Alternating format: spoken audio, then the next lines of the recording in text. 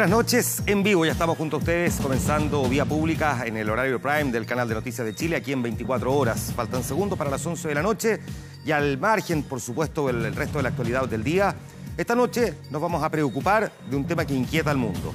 ¿Tiene posibilidad realmente Corea del Norte de lanzar un ataque contra Estados Unidos? De hecho, es nuestra pregunta en nuestra fanpage en facebook.com/24horas.cl. Queremos mirar esa pregunta porque nos interesa que usted participe. Está publicada desde hace ya un rato en nuestra fanpage en facebook.com, ahí /24horas.cl. ¿Cree que Corea del Norte sería capaz de lanzar un ataque nuclear?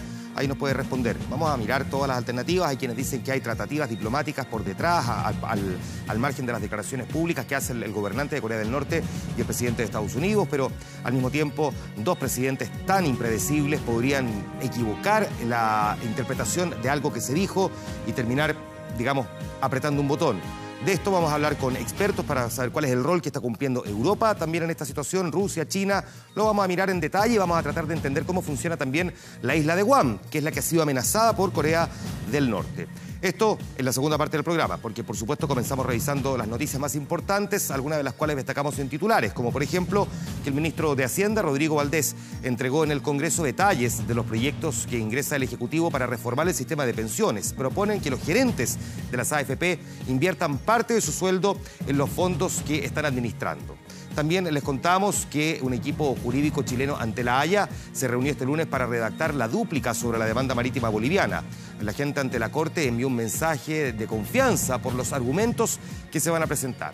Y les contamos también que el presidente de Venezuela, Nicolás Maduro, pidió ayuda internacional para abordar esta advertencia de una posible intervención militar que su homólogo estadounidense Donald Trump lanzó contra su país como una vía para solucionar la crisis que está atravesando esta nación latinoamericana. Ya vamos a ir con eso en los próximos minutos, pero comenzamos contándoles que Sebastián Piñera calificó como un atentado las reformas impulsadas por el gobierno de Michelle Bachelet.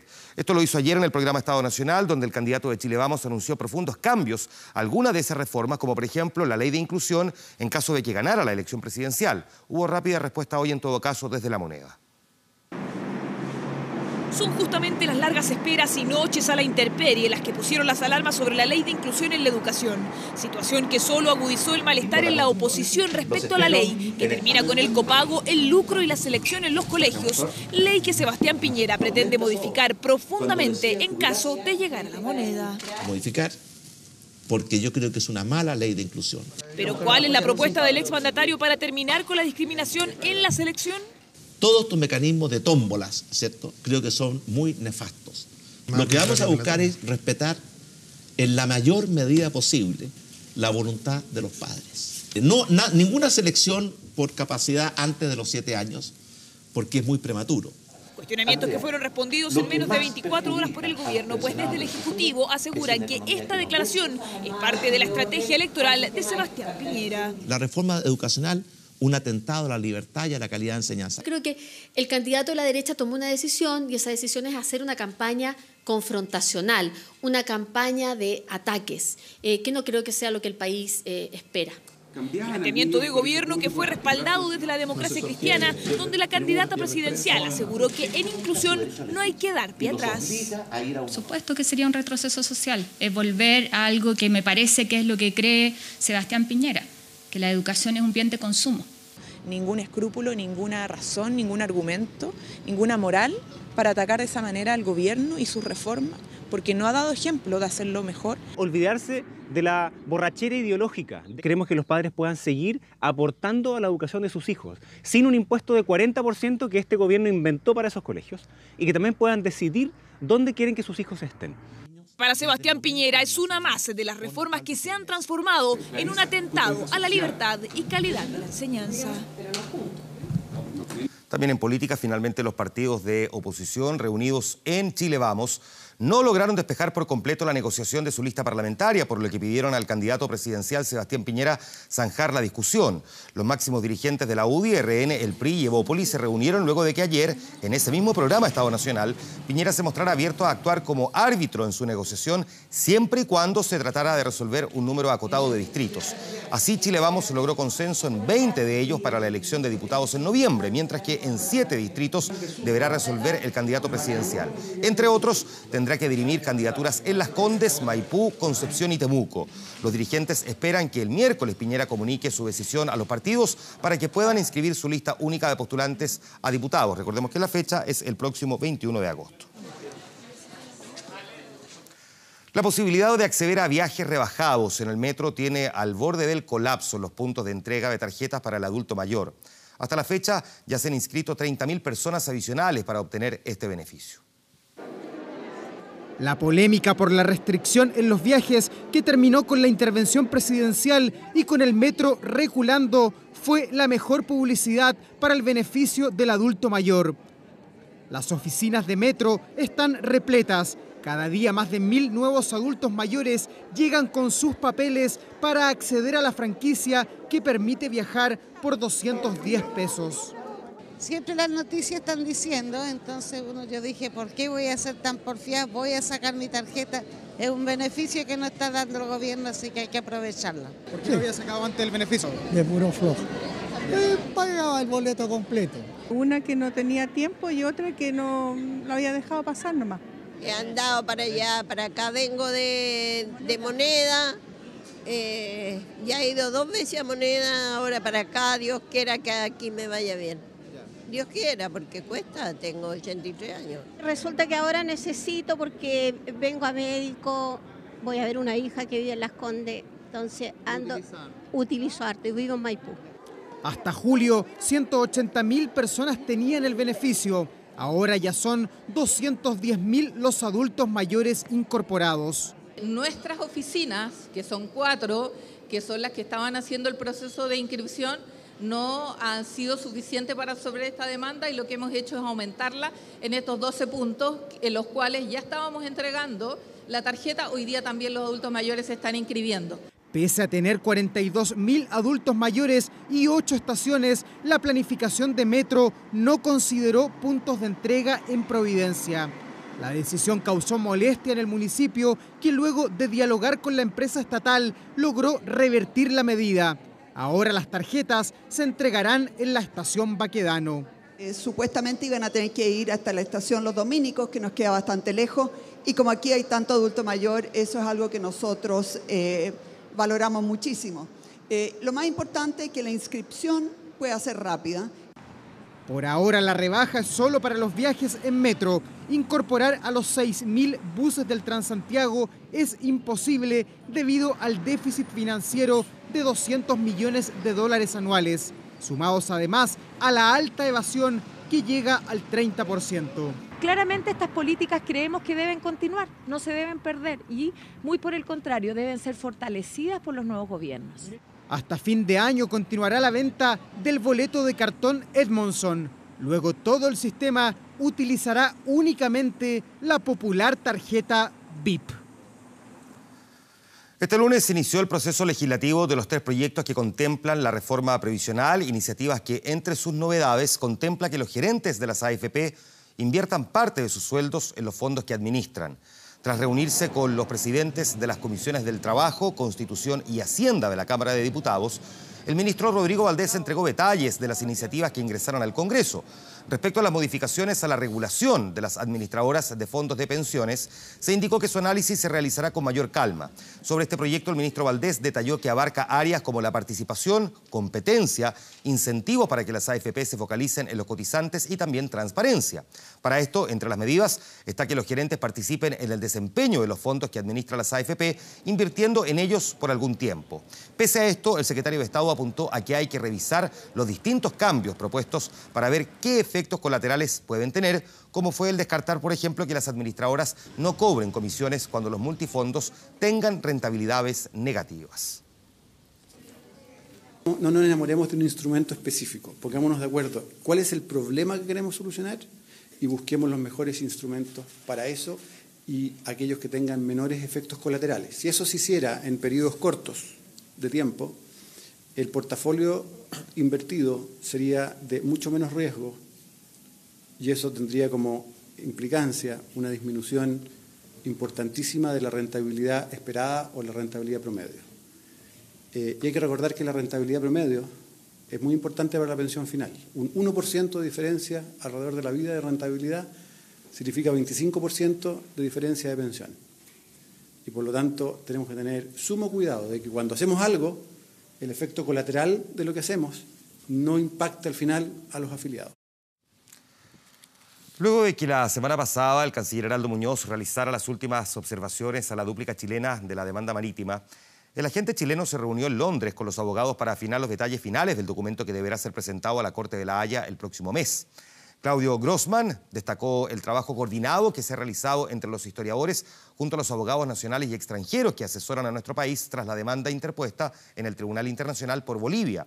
Recordemos que la semana pasada el ministro Muñoz, al reunirse con el agente nacional, anunció que la dúplica chilena será entregada antes del plazo del 21 de septiembre que la Corte dio a nuestro país, lo que desde Londres fue ratificado por el agente Grossman. Una vez finalizada la etapa escrita del litigio, el tribunal va a notificar a las partes la fecha de los alegatos orales. Vamos a revisar declaraciones que formuló el agente Grossman. Ha sido un trabajo coordinado y exitoso que incluye a los historiadores y abogados chilenos y chilenas y a los abogados extranjeros. Estamos satisfechos del resultado y del cumplimiento con los plazos que nos habíamos fijado.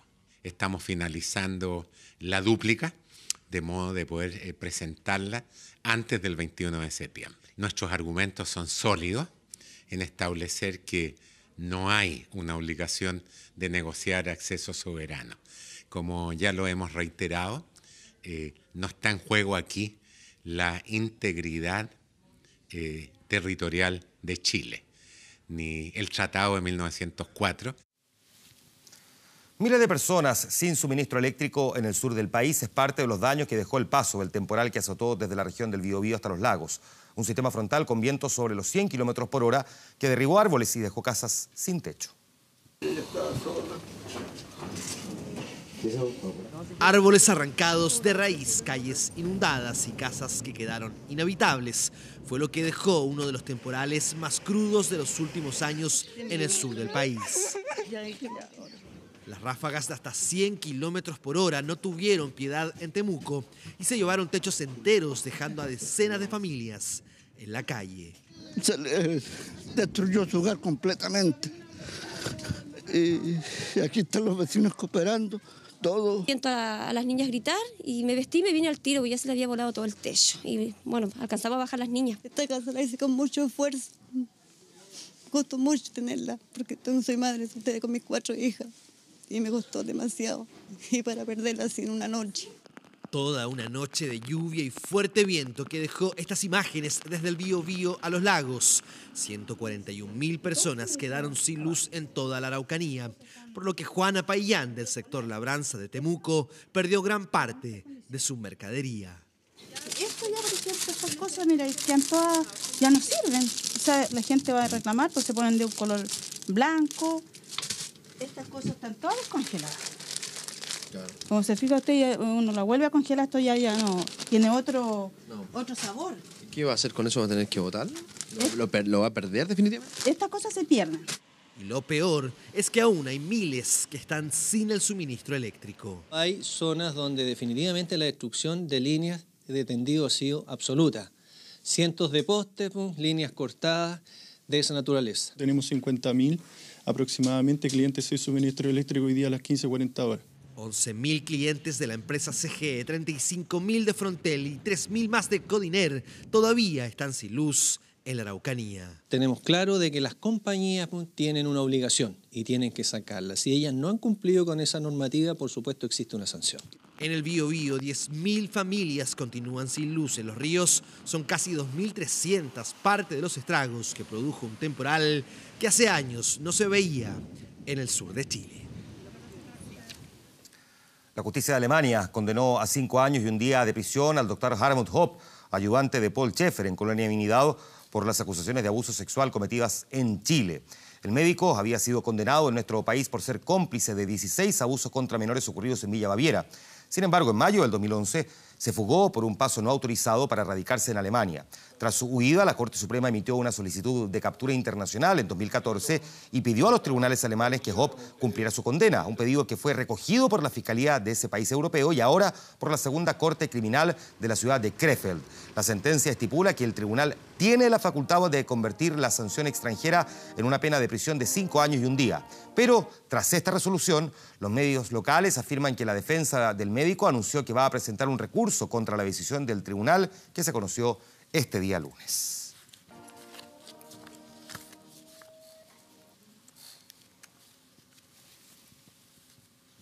Vamos a estar revisando otras noticias importantes que marcan la agenda durante los próximos minutos. Nos vamos a acercar a Corea del Norte más adelante en el debate que vamos a tener aquí en nuestro programa. Antes de esa pausa, una buena noticia, que es cuando sabes que puedes navegar sin preocupación en tu celular y hacer lo que más te gusta. Con BTR Móvil tienes esa libertad, ya que todos sus planes tienen gigas libres para usarlos en lo que quieras. Pórtate con tu equipo y obtén un 30% de descuento para siempre. Llévate el plan de 12 gigas a solo 20.993 pesos mensuales. Con BTR Móvil, vívelo en gigas. BTR, vívelo hoy. Nos vamos a ir a la pausa comercial. Antes de la pausa, en la cámara 1...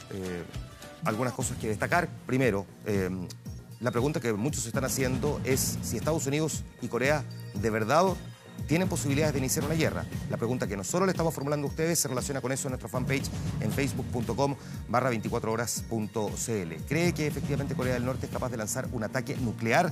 Que es la duda que hay. Bueno, nos puede responder ahí en facebook.com y también nos puede comentar con el hashtag Vía Pública en nuestra cuenta en Twitter. Vamos a la pausa, volvemos de inmediato.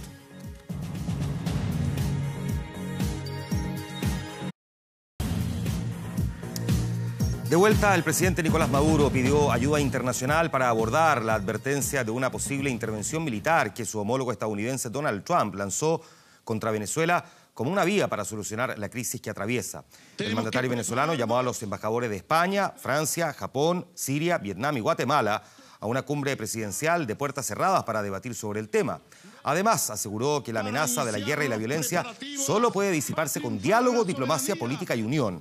Por otra parte, Maduro ordenó a las Fuerzas Armadas de su país realizar ejercicios militares los próximos días 26 y 27 de agosto para defender la paz con tanques, aviones y misiles. Estas fueron las declaraciones que formuló el presidente Nicolás Maduro. He dado la orden al Estado Mayor Superior de la Fuerza Armada Nacional Bolivariana para iniciar los preparativos para un ejercicio nacional, cívico-militar de defensa integral armada de la patria venezolana. Vamos a derrotar la amenaza militar del imperialismo norteamericano y en Venezuela. Este domingo en Argentina hubo elecciones primarias para escoger candidatos a las parlamentarias del 22 de octubre. La importancia de la votación estuvo dada por el amplio respaldo que obtuvo el gobierno del presidente Macri y también por el regreso a las pistas de su antecesora y rival, Cristina Fernández.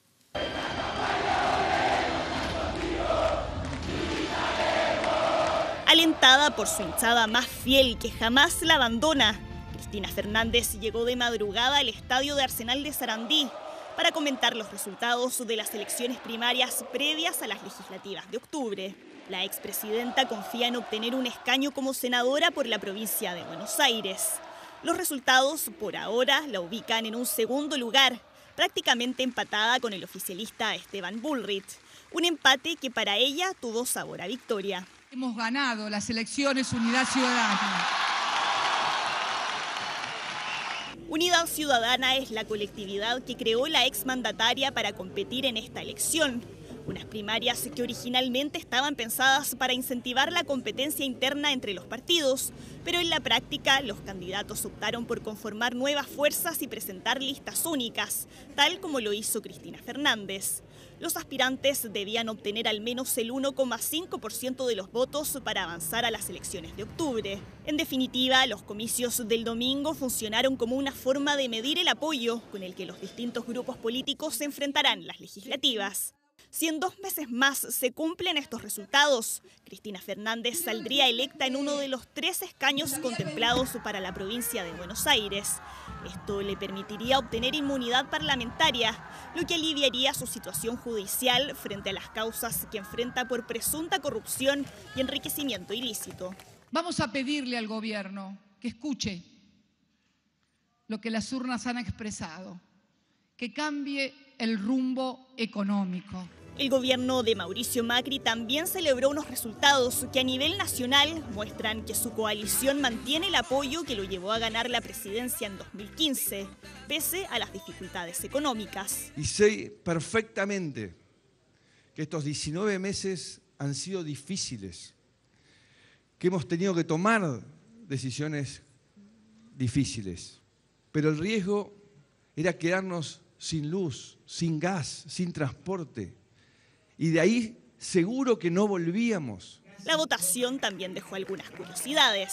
La más llamativa fue lo que sucedió con el expresidente Carlos Menem, quien con 87 años tuvo un apoyo en La Rioja de un 44%, a pesar de que la justicia inhabilitó su candidatura por estar condenado por tráfico de armas. Los resultados definitivos de los comicios, según el organismo electoral, podrían conocerse en 10 días más. La versión digital del diario británico The Sun lanzó una bomba al publicar un video exclusivo de la desenfrenada noche de juerga que habría vivido Usain Bolt previo a la final de la posta 4x100 en el Mundial de Atletismo en que terminó lesionado. ¿Habrá tenido relación una cosa con la otra? Bueno, la polémica ya está instalada. Debía ser una noche mágica, el broche de oro en el día que Usain Bolt eligió para decir adiós al atletismo. Sin embargo, muy lejos de eso, la historia final de El Rayo dio la vuelta al mundo, pero de la manera menos esperada.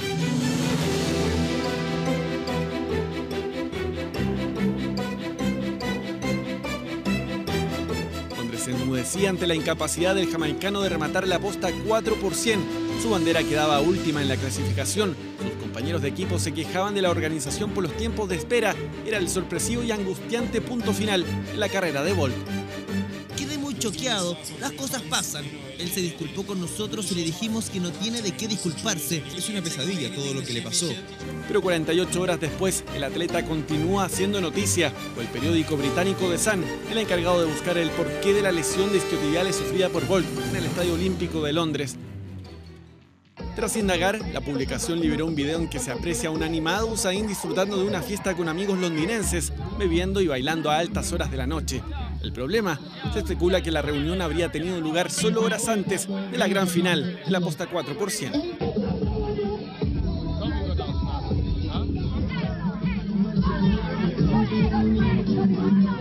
Según testigos citados en la publicación británica, Bolt habría asistido a una fiesta en honor a Jermaine Mason, atleta británico fallecido hace unos meses, amigo del jamaicano.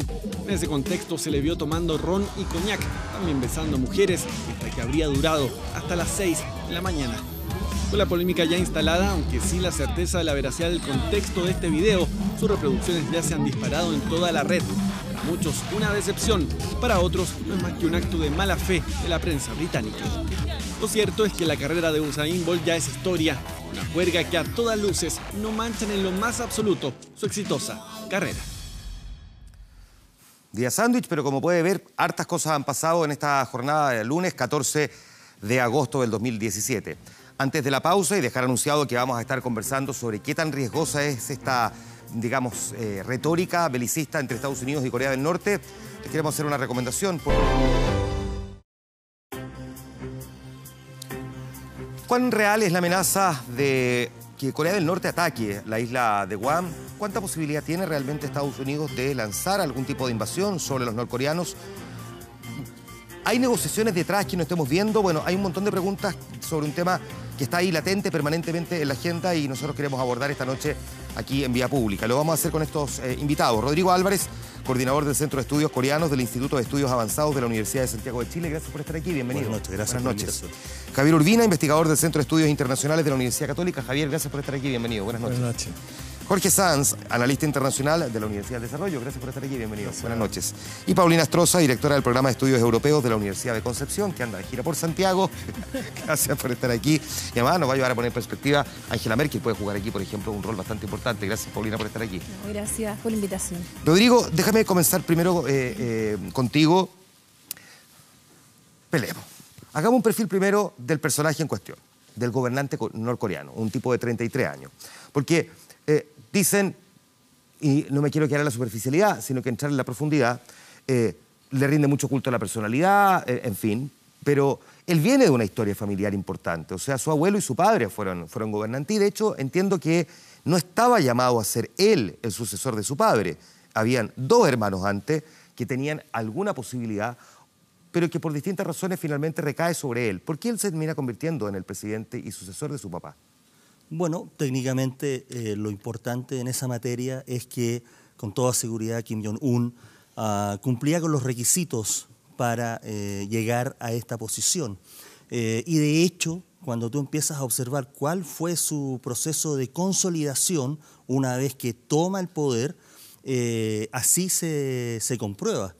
No te olvides que él ha hecho un par de procesos de limpieza en la lógica de lo que corresponde a un líder de estas características, eliminando a aquellos que teóricamente le pueden ser una amenaza. Ahora, entiendo que su papá, Kim Jong-il, tuvo, digamos, un gobierno que de alguna manera hizo a los norcoreanos de cierta forma perder fe. Además, los diezmó con una gran crisis de hambruna que es diferente a lo que hizo, digamos, el abuelo del actual gobernante, que es Kim Jong-un, que es el que en el fondo había generado toda esta relación de los norcoreanos con su propio gobierno. Es decir, en el fondo, de alguna forma, como que recupera esa mística que había dejado su abuelo en el gobierno, ¿no?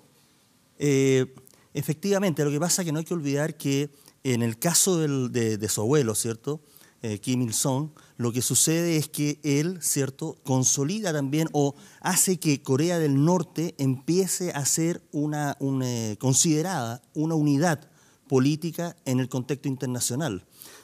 Tanto es así que lleva a Corea del Norte a iniciar algunos procesos de características que hoy estamos viviendo los resultados, como por ejemplo lo que sucede con el programa nuclear y el programa de misiles. Por lo tanto, le da un sentido a Corea del Norte que lo transforma en un actor que logra finalmente enfrentarse a Corea del Sur. En algún momento recuerdo haber leído, sin embargo, Javier, yo sé que al final no todo el mundo tiene que saberse todas las historias familiares, ¿no? Pero cuando estamos hablando de una dinastía como esta, probablemente parecieran ser datos mucho más que anecdóticos, sino que definen efectivamente cómo se comportan, que el actual presidente tiene 2 hermanos anteriores, uno que entiendo que lo vieron como en Disneyland Tokio, con un pasaporte falso, y que digamos que eso como que lo dejó medio condenado. Además entiendo, si no me equivoco, que era medio hermano y que además murió envenenado, y muchos sospechan que fue el actual gobernante el que lo envenenó, y que había otro que lo pillaron como en Londres en un concierto de Eric Clapton, y que parece que el papá lo encontraba un poco afeminado, entonces dijo, no, en realidad va a ser mi hijo menor el que va a gobernar, y por eso recae sobre él finalmente esta administración de Norcorea. O sea, una manera muy poco, digamos, muy poco ortodoxa, podría uno decir, de cómo se entrega el poder en un país como este, ¿no? Claro, a eso hay que agregar la mentalidad de Norcorea, quizás viene por esa forma confusionista de ver la autoridad, el líder, seguirlo. Hay elementos culturales que están detrás de esto que explican mejor esta situación. Y la prueba ahora de que la elección a ellos les funciona es porque Kim asume el poder, lo asume en todas, no obstante su juventud, lo asume en toda su dimensión, hace la purga que se ha dicho, se instala, se hace fuerte en el poder y progresa en el poder en un programa que viene de antes. Corea hoy día económicamente ha tenido un repunte dentro de su pobreza, digamos, mejor. De manera que estamos con un liderazgo, yo lo resumo como un liderazgo racional, porque se pone el estereotipo de este Kim Jong-un como un personaje loco o extravagante. Por eso pero yo pienso que tiene un liderazgo y una manera de actuar propia que corresponde a un estadista con una racionalidad que está basada en los intereses nacionales de Corea. Con ciertos aspectos también en la lógica económica, porque a pesar de que han tenido crecimientos bien modestos, fundamentalmente marcados también por los embargos internacionales, de alguna manera flexibilizó los controles muy férreos en algún momento del Estado sobre la economía para tratar de darle dinamismo por donde pudiera, ¿no? Claro, y mantiene a Corea con una unidad nacional, al estilo coreano, no podemos compararlo occidental, ¿no es cierto?, detrás de los objetivos que se han planteado. O sea, de manera que el sistema, digamos, que a Corea ha seguido en este tiempo, digamos, les ha funcionado, por decirlo así. ¿Qué es lo que pretende el gobernante norcoreano? Porque uno escucha también decir montones de cosas, depende además de quién las pronuncie, pero pareciera que haber cierto consenso de que lo que busca este gobernante es reconozcan que Corea del Norte hoy día es una potencia nuclear y déjennos tranquilos. Es básicamente eso lo que él busca y que por lo tanto por eso es que él quiere demostrar que cada vez tiene mayor capacidad de poderío para atacar. O sea, como que su objetivo es como, dicen, llegar a Chicago, ser capaz de bombardear Chicago. O sea, no es que lo quiera hacer, sino que tiene la capacidad para hacerlo y por lo tanto a mí no me molesta. Ha intentado desarrollar la capacidad para hacerlo. Claro. Corea del Norte tiene el grave problema de que su producción no le alcanza para vivir. Por lo tanto, necesita adquirir casi todo lo que come, particularmente el trigo. Claro. Y uno de los elementos que tiene es la presión internacional. ¿Por qué? Porque China lo sostiene y lo mantiene y es su principal aliado y es su principal socio. Pero este nuevo líder parece que ha desarrollado programas que van más allá de esa necesidad que tenía el amado líder y el líder eterno, que es el papá y el abuelo, y ha tratado de instalarse como un actor. Porque antes Corea del Norte no era un actor. Era un Estado que existía, que molestaba, que estaba, pero no era un actor como hoy día está siendo un actor. Y este desarrollo nuclear o este desarrollo de armas de largo alcance le está dando una característica, una personalidad que lo empieza a transformar en un actor. Entonces, ¿qué es lo que él quiere? Ser un actor internacional. Y al ser un actor internacional está asegurando que Corea del Norte sigue existiendo. ¿Lo reconoce Europa como ese actor internacional? ¿Cómo lo mira la Unión Europea? Porque uno ve este conflicto, China, Rusia, Estados Unidos, Corea del Norte, pero pareciera como que la Unión Europea observa de lejos. Cuando no lo mira tan de lejos, sabemos que para Angela Merkel este es un tema de preocupación también. No solo para Angela Merkel, la verdad es que en general para Europa y para los países de Europa que son parte de la OTAN, es un tema de preocupación. Efectivamente yo creo que lo ven como un actor que está tratando de tener esta capacidad de disuasión, porque en el fondo lo que está tratando de lograr con esta percepción que tengan en el exterior de que tiene la capacidad de ataque y que va a atacar, lo que quiere lograr en definitiva es disuadir, es decir, que no se metan con ellos, que no los ataquen, porque yo creo que aquí lo que está haciendo en definitiva es aplicar la lógica más tradicional, realista de las relaciones internacionales. Algunos yo he leído que dicen que lo que está ocurriendo hoy día no lo podemos leer con la típica y tradicional lógica de las relaciones internacionales. Yo creo que en algunos puntos sí, y en eso está siendo muy racional, y concuerdo con lo que se planteaba acá, que está jugando con las herramientas que el propio Occidente ha entregado y que en definitiva es eso. Y Europa lo está leyendo también. Angela Merkel ha dicho claramente que quiere una solución pacífica también ahí. Incluso Emmanuel Macron ha planteado que no se debe atacar, que debe ser una solución pacífica negociada. Están de acuerdo con la sanción y por eso fue un 15-0 en el Consejo de Seguridad y los países que tienen derecho de veto, como Francia y el Reino Unido, votaron a favor de estas medidas. Pero un poco el juego de la lógica tradicional, yo veo aquí mucho de lógica tradicional, y además con un actor que, tú decías un poco la historia de él y la personalidad, yo creo que también en la relación internacional está el factor personalidad. Evidentemente le está dando una dinámica y que hace que en definitiva funcione el juego. Y el juego está en que los estados le están tomando en serio y más allá de las bravatas, efectivamente está funcionando la disuasión. Hablemos un poquitito de Guam, porque Guam es el que aparece ahora como la amenaza, ¿no? O sea, de hecho, abiertamente ha dicho el gobierno de Norcorea en estos días que durante el mes de agosto, en algún momento, a mediados de agosto incluso, podría lanzar hasta 4 misiles, no nucleares, pero 4 misiles sobre Guam o en la cercanía de Guam. Y básicamente, además, lo podría hacer como anticipándose a estas pruebas militares conjuntas que van a hacer Estados Unidos con Corea del Sur, que no han querido suspender a pesar de que en la propia Unión Europea le ha pedido que por cautela no las realice, digamos, a pesar de que las vienen haciendo, entiendo, desde el año 76. Desde el año 76. ¿Cómo es Guam? ¿Y por qué Guam hoy día es tan importante para Estados Unidos? Bueno, Desde esa perspectiva hay que mencionar que Estados Unidos tiene una presencia muy fuerte en el Asia. Por ejemplo, Estados Unidos tiene desplegado aproximadamente 47.000 soldados en Japón, 25.000 soldados en Corea del Sur, tiene alrededor de 5.000 a 6.000 soldados en Guam. Lo que no es poco considerando que tiene como 160.000 habitantes. Es decir, claro, a lo que voy es que para poder entender por qué... Una base completa, o sea... Claro, por qué Corea del Norte elige Guam, ¿cierto? Además elige fuera de las aguas jurisdiccionales lanzar el mensaje, cuestión que tampoco está clara. Pero además tú has hecho un alcance que es importante mencionar. Hoy los últimos informes dicen que no tan solo se están preparando estos misiles para ser lanzados, que son misiles de mediano alcance, ¿cierto? No hay que olvidar que la distancia que hay entre Pyongyang y Guam son aproximadamente 3.500, 3.600 kilómetros. Es decir, no más allá de 12, 15 minutos, un misil de rango intermedio está... 14 minutos calculaba el gobernador de Guam que se podía demorar. Exactamente. Claro. Entonces, pero además... ¿Qué es lo más interesante, además de lo que tú estás diciendo, es que, por ejemplo, Corea del Norte estaría preparando misil para ser lanzado de una plataforma de características de un submarino.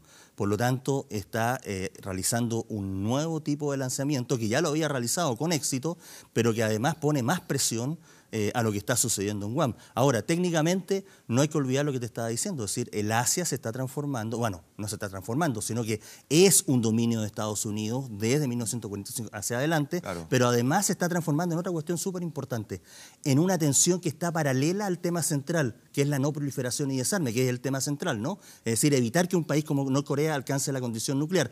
Pero además, hoy por hoy lo que estamos observando es una lucha de poder entre China, obviamente, que ya está consolidada en la región, y el mensaje que le da a Estados Unidos y a Corea del Norte es muy específico. Le doy luz verde a Estados Unidos que ataque a Norcorea si Norcorea se anticipa y ataca a Guam.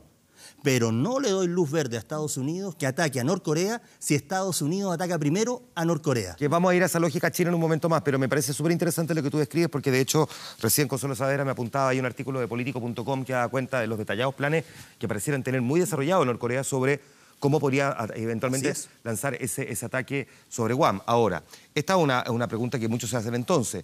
¿Es una bravuconada o es algo que eventualmente el gobernante norcoreano podría hacer? Lanzar algún ataque convencional, es decir, no nuclear, sobre Guam. Porque eso es provocar finalmente igual a la población norteamericana, si finalmente esta es un territorio, es una colonia moderna, un territorio no autónomo, como le dice Naciones Unidas a Guam. O sea, no tiene autonomía. Claro, yo creo que ahí nosotros entramos al plano de la especulación. No tenemos respuesta, yo creo que haya salido claro. Pero ahí sí es cierto elemento que a uno le permite observar lo que puede ser. Pongámonos siempre en la mentalidad de Kim, porque ahí empezamos en el programa que creo sería bastante útil. ¿Qué quiere él en estos momentos para Corea, para todo el mundo? Él quiere la seguridad, quiere seguir con su régimen en Corea, quiere que no lo destruyan, quiere vivir, progreso, etc. Y además ser un actor relevante. Claro. Y para eso yo concuerdo con la visión realista, el poder y todo eso que está totalmente... Y esa es su política. De manera que al momento que él haga un ataque sobre Guam o sobre Corea del Sur, o él tome la iniciativa de hacer un ataque, él sabe que va a tener la represalia de todas partes y se le acabó entonces su objetivo, él mismo lo destruye.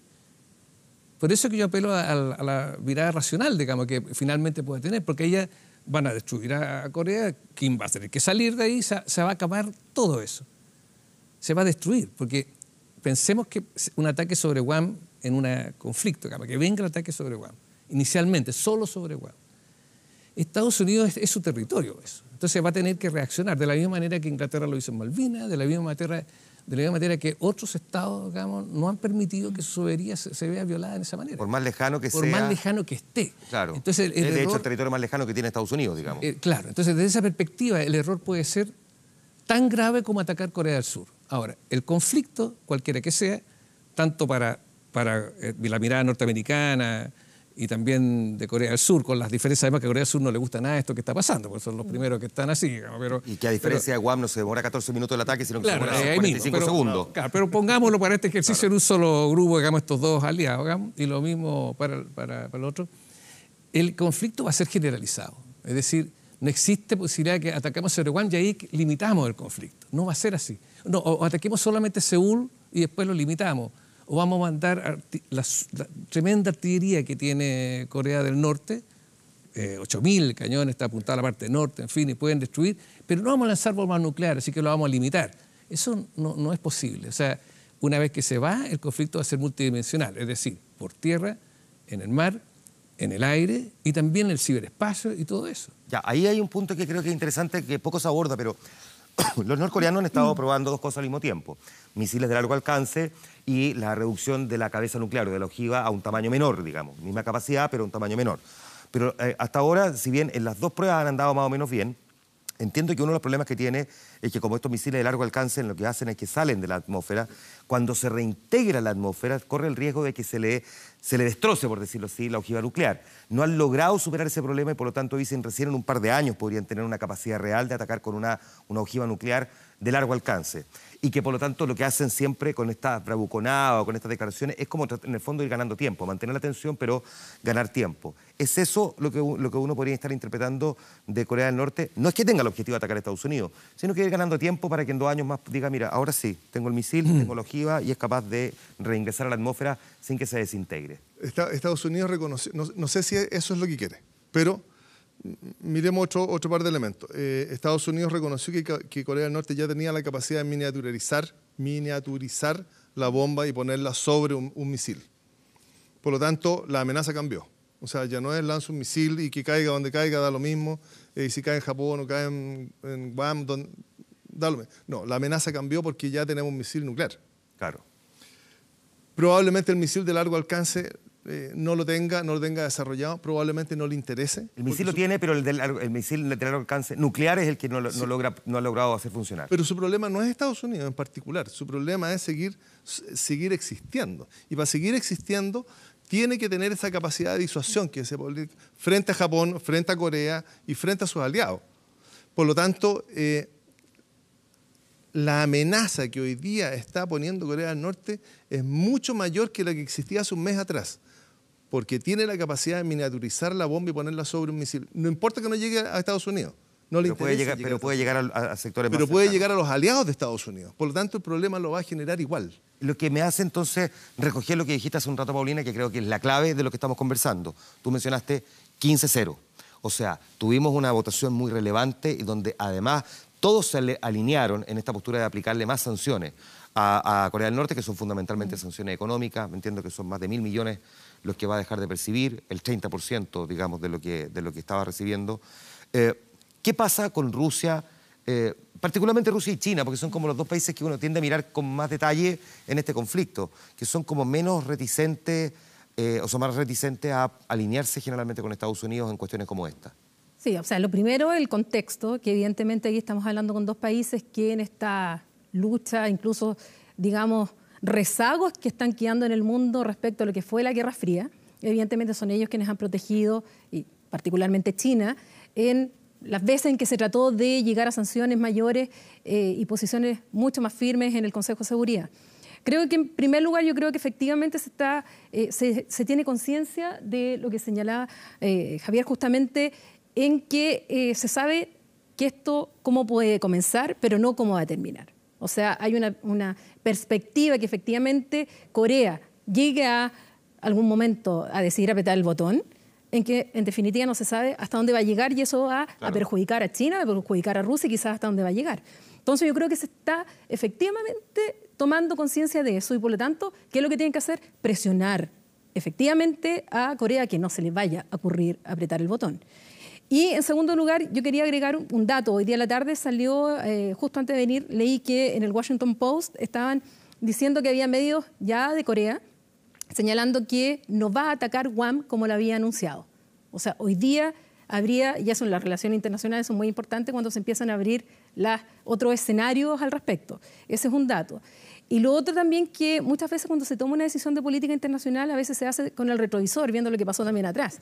Yo creo que aquí claramente está viendo lo que le pasó a Gaddafi y lo que le pasó a Saddam Hussein, que efectivamente no tenía el poder de golpe para causar la disuasión. Entonces lo que quiere también Kim Jong-un es decirle, yo sí tengo el poder de ataque, no se metan conmigo, no me destruyan, a mí personalmente, no al régimen, sino que a mí personalmente, como si lo hicieron con Gaddafi, si lo hicieron con Buen ejemplo de eso, porque... Entonces yo creo que también hay mucho de eso. Eran dos gobiernos que no tenían la capacidad de armamento. No lo tenían, si no no los habrían atacado, eso si te no lo lo habrían aseguro. atacado, claro. Irak quedaba completamente dañado. Ellos son capaces de fabricar sus propias armas. Además que acuérdate que en el 2003 la acusación era que tenían armas de destrucción masiva, no nucleares, y las masivas eran biológicas, bacteriológicas y químicas. Químicas, claro. Entonces también, ojo ahí. Y después el informe Albaradei señaló que no había dichas armas. Claro. Fíjate, ¿puedo hacer un aporte a eso? Sí, fíjate que respecto del no ataque a Guam, ayer salía, en alguna parte lo leí, que China y Rusia habían desplegado fuerzas hacia la frontera norte de Corea. Claro. ¿Por qué? Porque se produce un ataque, el desbande hacia el norte, por lo tanto cerraron la frontera. Por supuesto. Entonces están presionando a Corea por todos los frentes. ¿Podríamos no estar mirando que haya negociaciones detrás de todas estas declaraciones hacia la prensa? Donald Trump diciendo una cosa, el gobernante norcoreano otra, y que digamos, los equipos diplomáticos estén conversando tras bambalinas? Bueno, se supone que habrían existido las tentativas de lo que se llama el second track, una segunda vía de negociación, la cual no necesariamente ha dado resultados. Pero además, fíjate que ahí hay una serie de antecedentes que hemos estado conversando que están en esa dirección, que es, por ejemplo, que este tipo de diálogos que se ha dado entre los dos líderes, entre Kim Jong-un y Donald Trump, tiene su antecedente en la contraparte, es decir, en Donald Trump. Donald Trump lo que está haciendo es lo que en su momento se llamó el Madman Theory, es decir, la teoría del hombre loco, que se remonta a 1969 en el periodo de Nixon, cuando Nixon precisamente tenía el objetivo de detener de alguna u otra forma la guerra de Vietnam. ¿Y qué es lo que hace? Carga a los bombarderos norteamericanos, los hace volar con las bombas listas para ser lanzadas en la frontera con el territorio ruso para presionar a Rusia para resolver el tema de Vietnam. Teóricamente, lo que estaría haciendo Donald Trump es replicar esa lógica, replicar esa teoría de Nixon, la que en su momento tampoco dio resultados y que en este momento pareciera ser que tampoco da resultado en esa perspectiva, porque no están las condiciones. Es decir, aquí se ha comentado en forma absolutamente correcta que Corea del Norte, por ejemplo, se supone que no tiene las 10 bombas nucleares que en teoría tenía, sino que estaría cerca de las 50 bombas nucleares. No en la condición, ¿cierto?, de ser miniaturizada y puesta en un misil de mediano o largo alcance, pero sí las posee. Por lo tanto, no es posible un ataque de esas características. Entonces, ahí se da, ¿cierto?, un contexto en el cual estamos viendo que de alguna otra forma Donald Trump está replicando esta visión. ¿Se ha convertido en un vecino incómodo para China hoy día Corea del Norte? Que es una de las razones por las que le haya dado el voto favorable en el Consejo de Seguridad. Porque uno imaginaba que si había algo que Donald Trump podría haber lucido como un éxito, como un triunfo en las últimas semanas, era precisamente haber convencido a China de que le diera este respaldo. Y hemos visto que después de la declaración de Donald Trump, más bien como que se está tropezando, entorpeza, cuando podría haber exhibido esto como una gran victoria. ¿Es para China hoy día un vecino muy incómodo? Es decir, ¿ha empezado de a poco a quitarle el respaldo a Corea del Norte? Ciertamente lo es. Efectivamente, desde la guerra de Corea, recordemos que apoya decididamente a Corea, todo lo que viene por delante, en fin.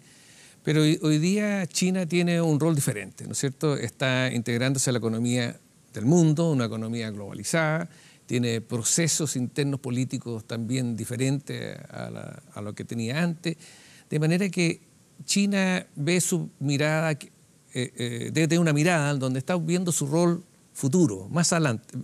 A ver, digámoslo de otra manera, está mirando su rol después de esta guerra, después de esta crisis. Entonces, en esa visión, naturalmente Corea no puede ser un estorbo, pero de todas maneras hay ciertas cosas que China mantiene firme. Primero, su vecino debe ser esta Corea. No quiere cambiar otra Corea. O sea, ha dejado claro que no aceptaría y que de hecho intervendría si es que Estados Unidos atacara a Corea del Norte. No, es que... Pero ha dicho al contrario que si Corea del Norte fuera el primero en atacar, así es. O sea, no se va a poner de su lado. Por supuesto, lo que China... China... a Kim Jong-un que no haga que no cometa un error porque no lo va a respaldar. Estratégico. Claro. Y lo que está diciendo, que estoy totalmente de acuerdo contigo, es que en definitiva está apoyando, ¿cierto?, a Corea del Norte, en otras palabras. Ojo, no lo vamos a dejar Lo que pasa es que China necesita, para todo este progreso, tener un vecino seguro en el sur. y para la mentalidad china, y pongamos en esa parte, Estados Unidos no es un buen vecino. Porque, claro, imaginémonos que viene una guerra y Corea del Sur, todo, entonces eso no es cómodo para China tampoco. No quiere competir con Estados Unidos de esa manera. Al que se pierde en el mapa, digamos, la península es Corea del Sur, Corea del Norte, China, digamos. Exactamente. Entonces, bueno, viene... Y Rusia, que comparte un pedacito de frontera con Corea del Norte. Luego, lo que Corea del Norte, y aquí coincide entonces la necesidad que tiene el mundo occidental, Estados Unidos, de todos los países, con todo esto, lo que todo el mundo, de una u otra manera, lo que se busca es que se abra un espacio político donde se pueda negociar y poder volver a sentarse a la mesa, ya sea en las negociaciones a 6 bandas, como u otra manera de que se había hecho. Las negociaciones a 6 bandas son, habíamos dicho, Corea del Norte, Corea del Sur, Japón, Rusia, China. Entonces tenemos los 6 países que están involucrados, eso es lo que se estaba haciendo hasta el 2009, más o menos un poco antes, hasta que se van. Eso puede volver nuevamente. Y eso es lo que quieren todos, incluso China, especialmente China, diría yo. Entonces, ahora, la manera de hacerlo no tiene la decisión que quisiera Estados Unidos, o sea, apretar y golpear y amenazar militarmente, no es esa la manera. China lo está haciendo a su tranco, por decirlo de una manera. ¿Qué le está pasando a Japón mientras tanto? Porque justo en estas semanas en que conmemora un aniversario más de la, digamos, decisión de Truman de lanzar una bomba, ya sabemos, bombas nucleares sobre Japón, y que mira con temor lo que está pasando ahí al frente. ¿Qué rol está jugando Japón hoy día en esta crisis? Japón está desde hace un tiempo tratando de solucionar su problema de manera particular. Me explico. Él no podía tener fuerzas armadas y está cambiando su constitución para poder tenerlas.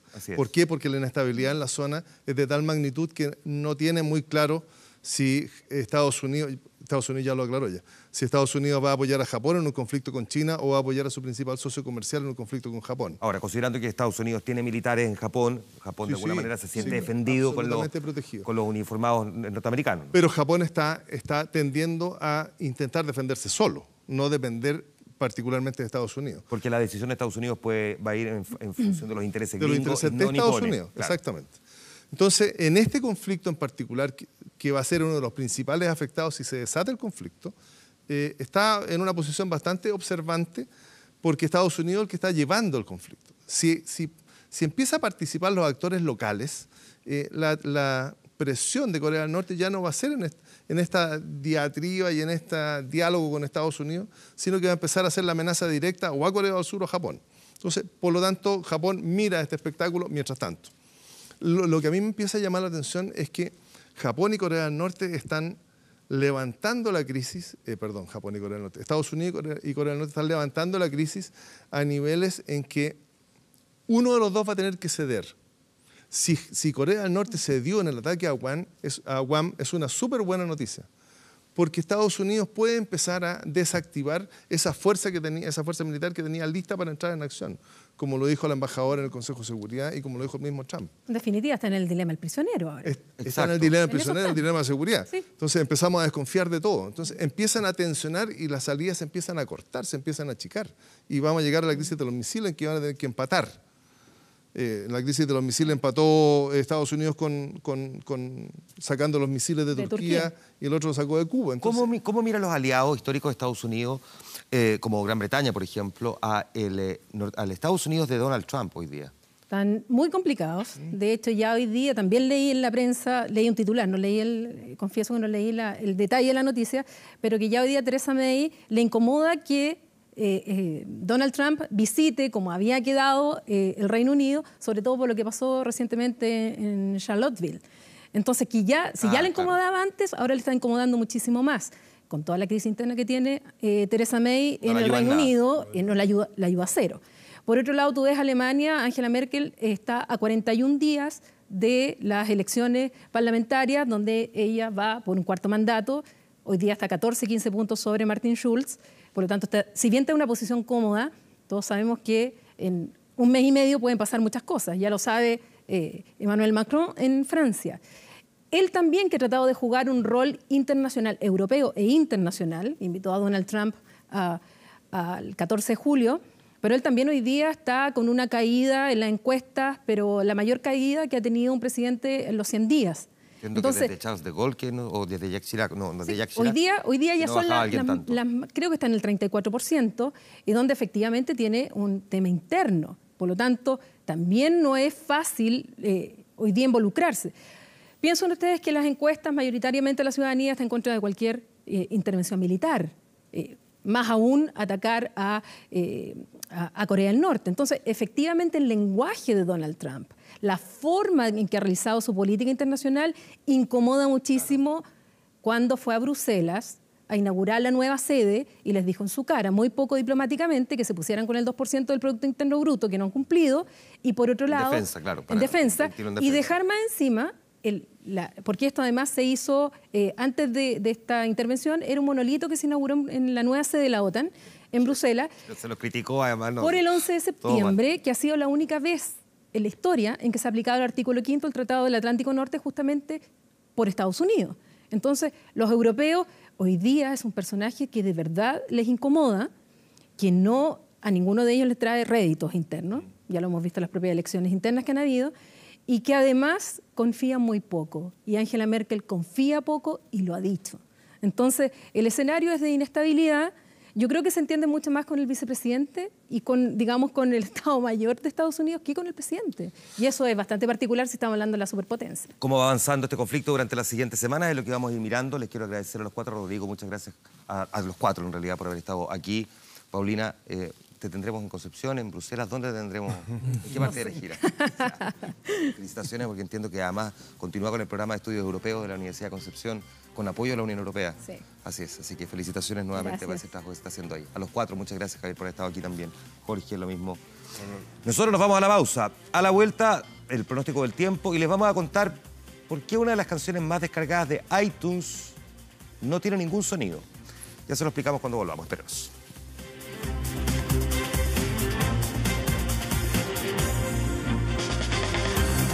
Así nos vamos, mire, escuche. Con la siguiente canción. Súbale, señor director.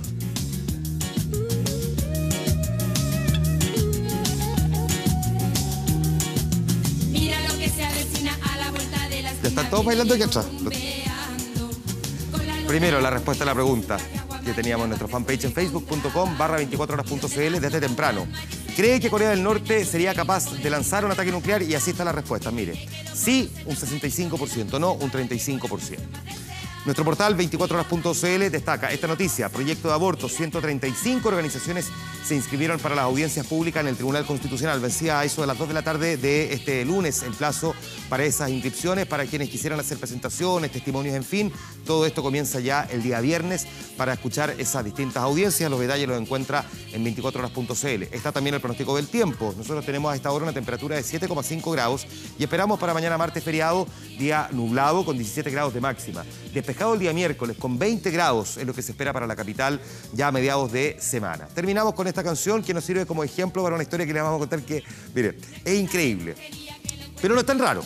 Resulta que si usted tiene un celular iPhone y lo tiene con el famoso programa de música que hoy día se llama Apple Music, pero que en el fondo es el famoso iTunes, y tiene un auto al que lo tiene sincronizado a través de Bluetooth, le está pasando a mucha gente que cuando se sube al auto se conecta inmediatamente el teléfono y se cambia la radio FM o AM que usted haya tenido conectada inmediatamente al teléfono y empieza a sonar la primera canción que tenga en su playlist que empiece por el abecedario. O sea, si tiene una canción con A, como por ejemplo ACRG, que por eso la estamos escuchando, empieza a sonar ACRG.